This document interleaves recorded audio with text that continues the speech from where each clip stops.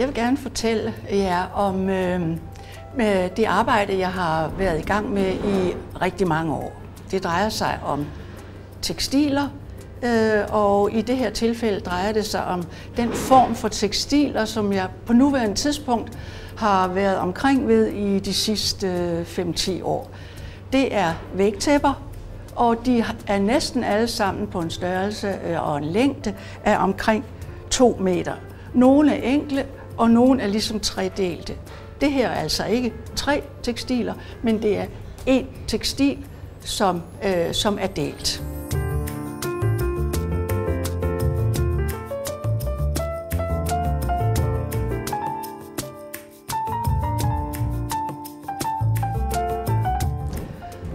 Det her arbejde hedder Østen for solen og Vesten for månen, og det hedder det, fordi det er en kraftig inspiration og oplevelse fra en rejse i Andesbjergene, hvorfra den blå farve stammer.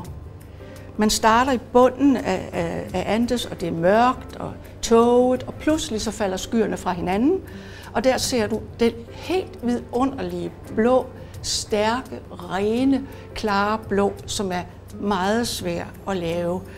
Det er også den himmelske blå meget naturligt.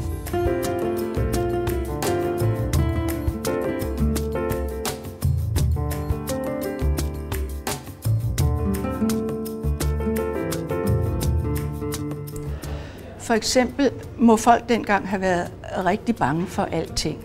Så her er altså uhyrer, som rækker hænderne ud efter menneskene, som bliver så bange, så hårene bogstaveligt talt løfter sig på hovedet af dem. Og der er mærkelige dyr rundt omkring. Helt så konkret kan man naturligvis ikke tolke det, men billedmæssigt og etnografisk og kunstnerisk finder jeg, at det er en meget spændende kvalitet, og jeg er meget, meget glad for at kunne bruge det i det arbejde her, som er lagdelt, hvor jeg bruger forskellige teknikker. Jeg bruger collage, jeg bruger tryk, jeg bruger udbrænding med loddekolbe.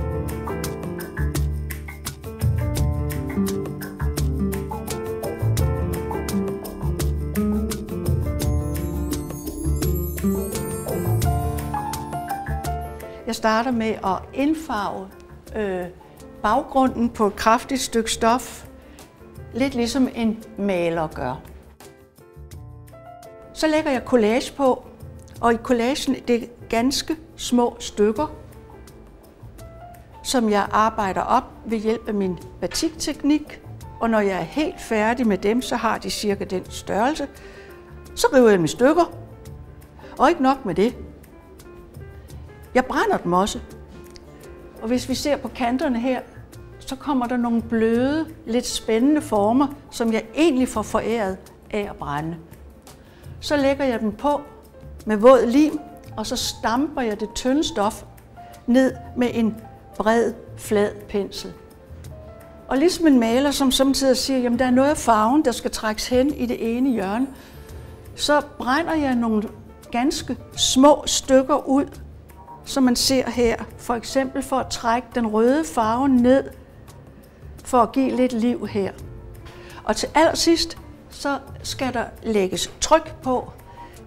Jeg arbejder med rammetryk, hvor figuren her og figuren her er fotografisk overført, og så trækker jeg farven hen over stoffet, og så kommer der et tryk.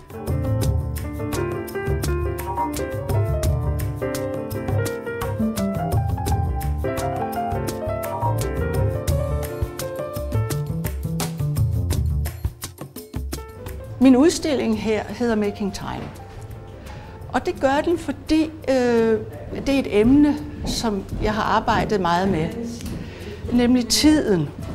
Hvad er tid? Den er både historisk, og den er nutid, og for mig er kardinalpunktet, at de to ting hænger meget mere sammen, end man normalt tror. Det er ikke noget med fortidigt eller nutidigt. Det er tid, det er eksistens, det er oplevelse. Og derfor er det meste af det, jeg laver, fremkommet ved, at jeg har haft en kraftig oplevelse.